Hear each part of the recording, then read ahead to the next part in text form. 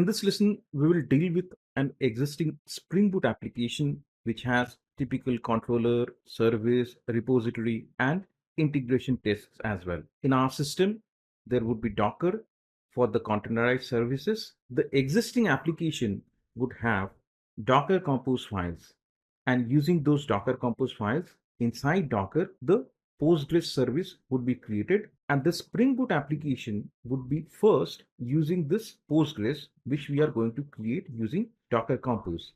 And we would run one sample integration test there as well. Once we see that our application is working as expected, the integration test is running successfully, then we would create another integration test, which instead of Docker Compose would be using Testcontainers. In that case, Docker Compose won't be used, the Postgres container would be removed. In this case, using test container library via Docker, we would instantiate the container for Postgres and we will run the integration test. I have already opened this sample Spring Boot application in IntelliJ IDEA. Let me explain the overall structure of this project. This is a typical Spring Boot project with controller, model, repository, service, config, etc. If I first open the model, I have ordered. It is an entity class with ID, status, and description. For this model, I have repository. This repository is standard JPA repository, hence all the CRUD and associated methods are available. If I open the service, this is the order service. Inside order service, we have few CRUD methods like creating the order, getting an order against the ID, getting all orders, update order, delete order. So now we know we have this model, repository, and service. Going to the controller, this is the order controller. In order controller, we are exposing this methods using different REST endpoints. We have exposed create order, get all orders, delete order, all the standard CRUD operations. And if I open this config, here I have added the support for OpenAPI or Swagger so that we can access the APIs using Swagger also. I will run this application and show you how to use that. And under constants, I have a file where I keep the name of the Docker images to be used. In this example, we are not going to use Kafka, rather it would be Postgres. Let me also open the resources file. Inside application properties, I have the data source related details where the Postgres URL, username, password, driver, etc. are mentioned. And one important thing, I have added two files, schema and data. If I open them over here, this is the data.sql, this is the schema.sql. What will happen once the application starts, it will create the order related table, the schema.sql, and this data.sql, it would insert two dummy records into the table. Going to the pom.xml, we have the standard entries over here, Spring Boot starter web, JSON, JPA, the Postgres library, Spring Boot test. This is the Swagger UI dependency, the Spring Doc OpenAI. We have added the dependency for the test container for JUnit 5 and also Postgres. And coming to the Docker Compose, I have one Postgres service defined. So the first thing, we are going to run this Docker Compose, run this application, run one specific integration test and check everything is running as expected. Let me start the service from IntelliJ IDEA. Clicking over here.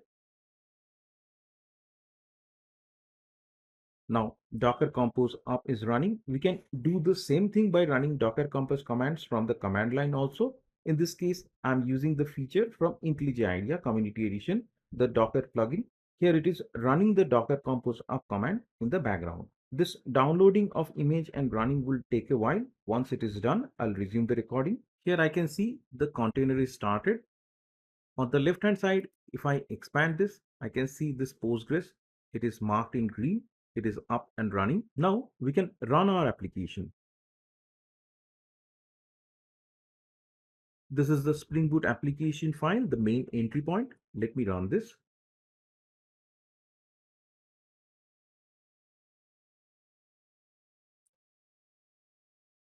The application is started. Let me open a browser. I'm going to access the localhost :8080 orders, this particular URL. The reason being, if I go to the controller, This is the mapping that we have. Ideally, at the application startup, this schema.sql and data.sql, this too would be executed in the database. So we should have two records in the database. Let me go to the browser, hit this particular URL, localhost colon 8080 orders. We can see it is returning two dummy orders. Same thing we can access via the Swagger UI also. If I scroll down, this is the one we can use. Clicking over here, try it out, execute, scrolling down. So these are the two records available. So our system is up and running, and now we are going to execute the integration test using this Docker services. Let me close all of this.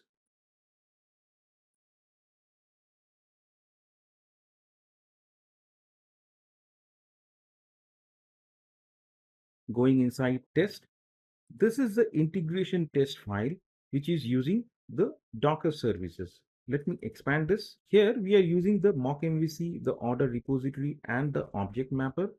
Inside this test class, we are creating one order object. This is a new order with status, dummy status, and a description, and we are executing mockmvc perform. We are posting this order content type as JSON, and then we are expecting that it is created. It contains the status as dummy status, and once this post is complete, we are checking the database, finding against a particular order ID, and asserting that the status is equal to dummy status. Let me run this.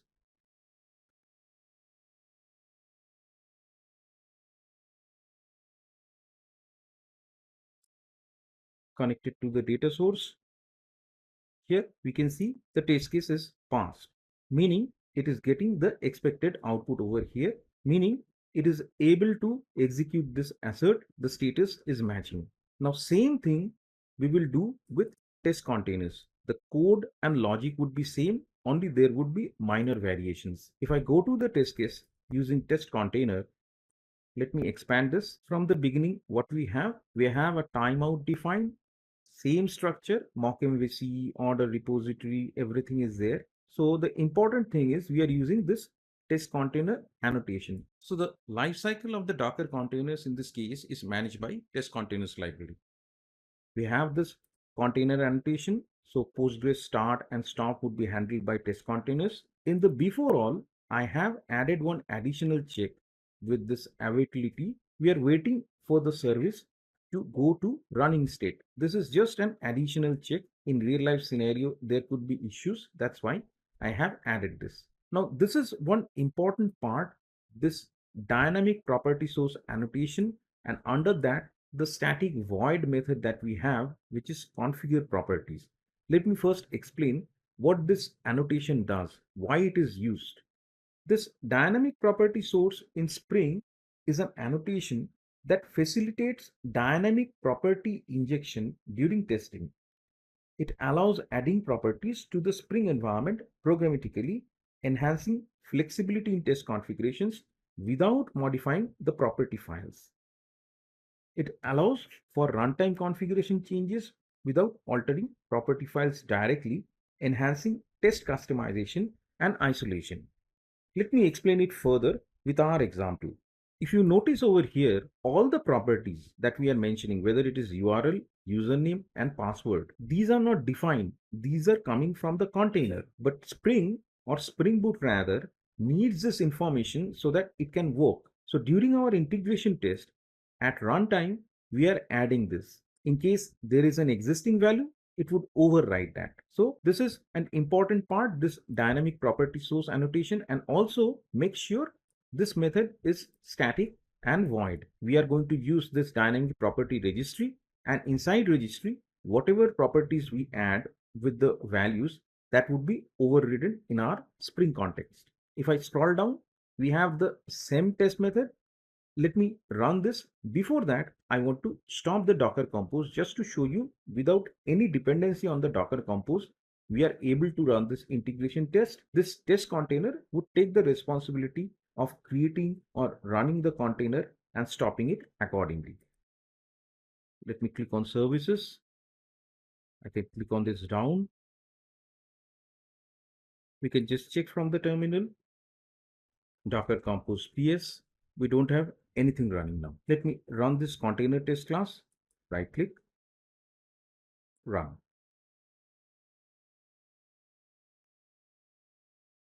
Initially, it is pulling the images, creating the container. The container is starting.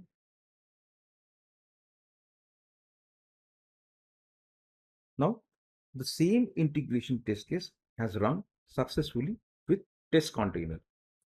Both the methods have same logic. In one case, we are using Docker Compose. In the other case, we are only using the test container. If Docker is there, the rest is taken care by this test container library.